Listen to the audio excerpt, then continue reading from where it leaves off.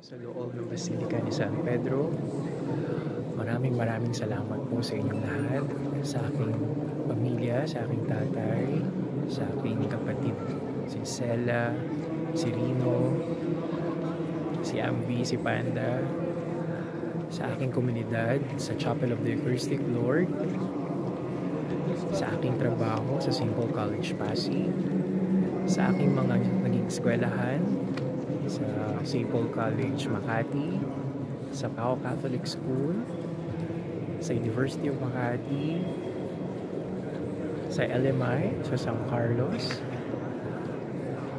at sa Sambeda University, of course. Kaya naman naging mas makabuluhan at malalim ang pagdaan natin sa simbahang ito. Maraming salamat po sa inyong lahat, sa ating mga kaibigan sa BSJ, sa faculty ng High School Department ng St. Paul College Pasig, kay Miss De La Paz, kay Miss Sumo, kay Sister Felicitas Bernardo SPC, at sa kamadrihan ng St. Paul of Short. Maraming salamat po. Isang patunay na ang pag-asa ay hindi ka bibigoy. Lahat ay posible sa Diyos na mapagbigay, mapagpala, at umaako ang grasya. Siya ang ating pag-asa. Buen camino.